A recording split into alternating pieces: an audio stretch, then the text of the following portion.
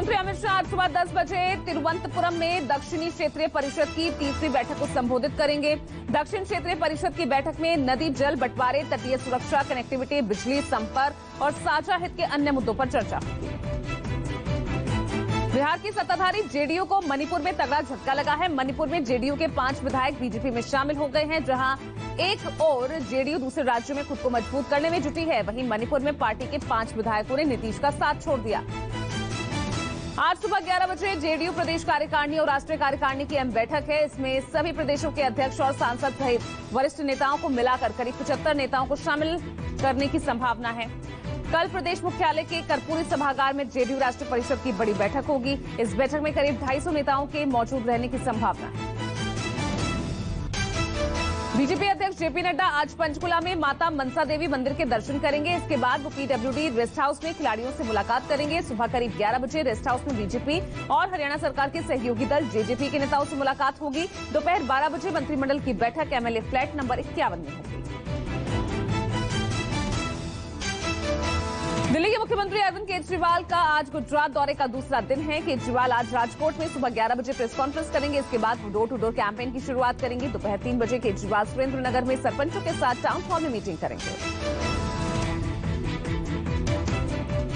कल कांग्रेस के दिल्ली में महंगाई के खिलाफ हल्ला बोल रैली है। ये रैली रामलीला मैदान में होने वाली इस रैली को राहुल गांधी संबोधित करेंगे। लेकिन उससे पहले आज कांग्रेस रैली से जुड़े मुद्दों पर प्रेस कॉन्फ्रेंस करेगी और केंद्र सरकार को घेरेगी। वहीं इस रैली को सफल बनाने के लिए कांग्रेस ने कोई कोर कसर नहीं छोड़ी है।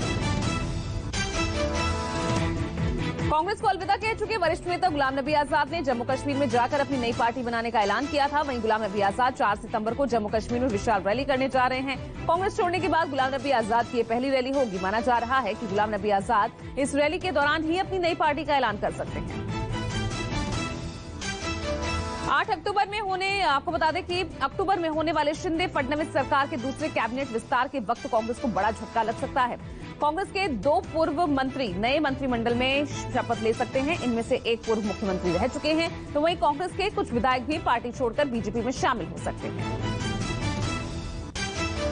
झारखंड के राज्यपाल रमेश बैस दिल्ली में हैं। झारखंड के हालात पर चर्चा के लिए राज्यपाल गृहमंत्री से मुलाकात कर सकते हैं। इधर सत्ता पक्ष के विधायक रायपुर में ही हैं। दरअसल झारखंड में सियासी अटकलों के बीच यूपीए के प्रतिनिधिमंडल ने राज्यपाल से मुलाकात कर ज्ञापन सौंपा था, जिसमें सीएम सोरेन की सदस्यता को लेकर राज्यपाल से स्थिति स्पष्ट करने का आग्रह किया गया था।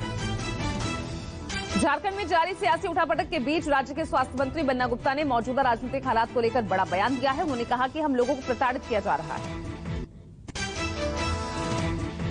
यूपी के मुख्यमंत्री योगी आदित्यनाथ प्रदेश में कई जिलों के दौरे पर हैं और अपने दौरे के दौरान आज सीएम मुरादाबाद और बिजनौर जाएंगे। आज सुबह 11 बजे से 12 बजे तक सीएम योगी जनप्रतिनिधियों और पार्टी पदाधिकारियों के साथ बैठक करेंगे। ये बैठक मुरादाबाद के सर्किट हाउस में होगी। सीएम राज्य सरकार की योजनाओं का निरीक्षण भी करेंगे। इसके बाद बिजनौर के लिए रवाना होंगे।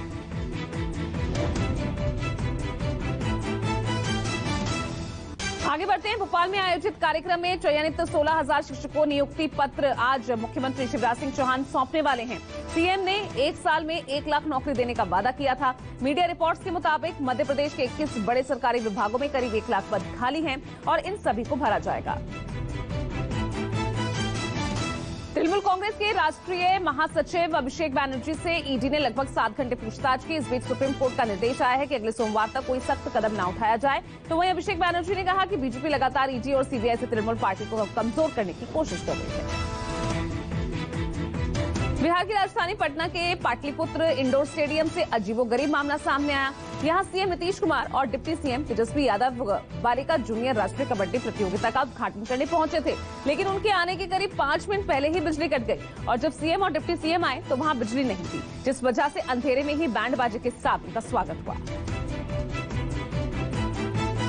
गुजरात दंगे के मामले में गिरफ्तार हुई तीस्ता सीतलवाड़ की जमानत याचिका पर सुनवाई करते हुए सीतलवाड़ को जमानत दे दी गई है।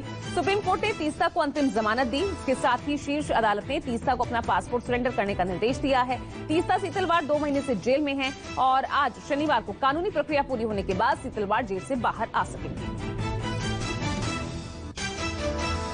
बीजेपी नेता सोनाली फोगाट मर्डर केस से जुड़ी एक बड़ी खबर सामने आई है। गोवा पुलिस को सोनाली फोगाट के घर से मिली 3 लाल डायरियों में पैसों के लेन देन का पता चला है। साथ ही सोनाली और सुधीर के बीच जो पैसों का लेन देन हुआ उसका लेखा जोखा भी है और उसमें हरियाणा समेत अन्य राज्यों में इन्वेस्ट किए गए पैसों का जिक्र है। सोनाली के घर से एक लॉकर भी मिला है।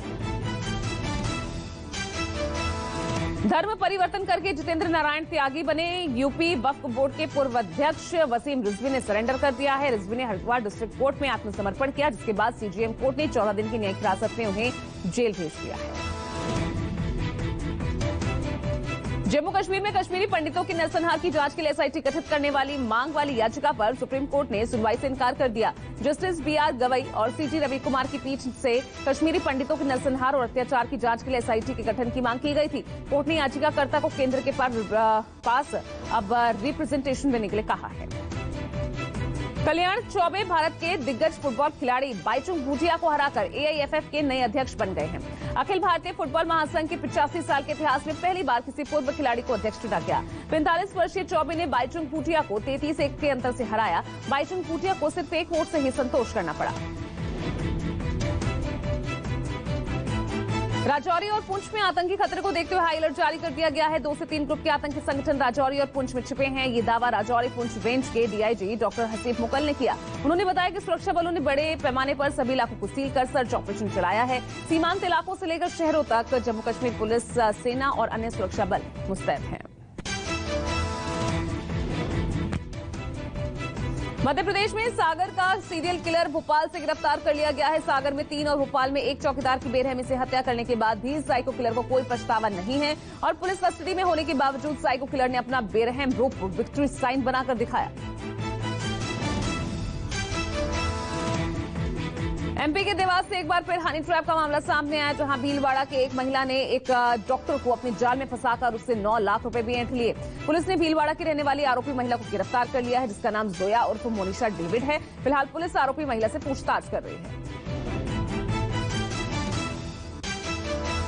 कानून को मुंह चढ़ाती ये तस्वीरें राजस्थान जैसलमेर की है, जहां कुछ लोग एक युवक को पीट रहे हैं, उसके बाल काट रहे हैं। इतना ही नहीं, उसके कपड़े भी फाड़कर उसे निर्वस्त्र कर दिया गया है। मामला प्रेम प्रसंग से जुड़ा हुआ है। 3 दिन पहले एक प्रेमी युवक अपनी प्रेमिका से मिलने गया। जहां इस बात की खबर ग्रामीणों को लगी तो उन्होंने प्रेमी युवक को पीटा और तो और उसकी बाइक में भी आग लगा दी।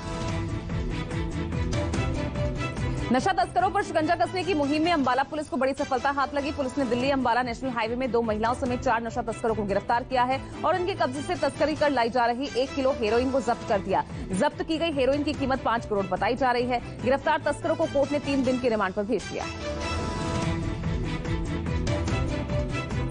हाथ में तमंचा, फिल्मी गाने की धुन पर डांस, तस्वीरें यूपी के अलीगढ़ की है, जहां थाना चंदौस इलाके में पार्टी के दौरान तमंचे पे डिस्को गाने पर डांस कर रहे हैं। उनमें से एक युवक हाथ में तमंचा लेकर थिरकता हुआ नजर आ रहा है और कई बार वो युवक तमंचे को एक दूसरे युवक पर बार-बार तान देता है। ये वीडियो सोशल मीडिया पर वायरल हुआ तो पुलिस हरकत में आई और एफआईआर दर्ज कर आरोपी की गिरफ्तारी के लिए टीम गठित कर दी है।